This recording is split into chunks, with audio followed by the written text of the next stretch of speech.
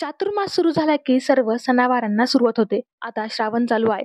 श्रावण नंतर गौरी, गणपती, दिवाळी, दसरा आता एकामागून एक असे सर्व सण हे येतीलच. आणि सणासुदीच्या काळामध्ये साखर आणि हरभऱ्याची डाळ ही महाग झालेली आहे. तर हरभऱ्याची डाळ आणि साखर ही किती रुपयांनी महाग झालेली आहे? नेमकी ही भाववाढ कोणत्या कारणामुळे झालेली आहे? त्यासोबतच ही भाववाढ किती दिवसांपर्यंत राहणार आहे? या सगळ्या प्रश्नांची उत्तर आपण या व्हिडिओच्या माध्यमातून जाणून घेणार आहोत. तर व्हिडिओ शेवटपर्यंत नक्की बघा.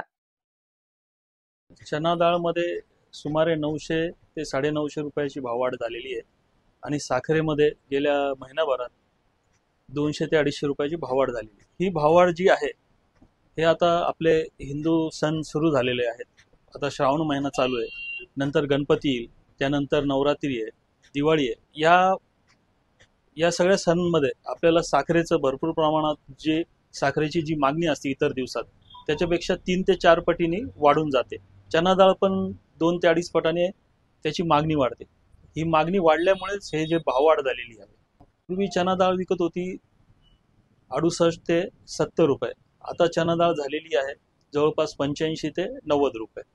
आणि साखर पूर्वी 3900 रुपयामध्ये यम साखर विकत होती, ती आज 4100 4150 विकतीये. सुपर यस 3900 विकत होती, ती आता सध्या 4000 ते 4050 या भावाने विक्री होत आहे. आणि भविष्यातही चना डाळ आणि साखरेची अजून वाढ होण्याची शक्यता आहे. ही जी झालेली भाववाढ आहे ती आणखी काही दिवस राहणार आहे किंवा याच्यामध्ये अजूनही वाढ होऊ शकते, असं व्यापारी यांनी सांगितलेलं आहे. आणि ही भाववाढ झाल्यामुळे सर्वसामान्य नागरिकांच्या खिशाला मात्र कात्री लागणार आहे. Apurva Talnikar, news 18 local, Chhatrapati Sambhajinagar.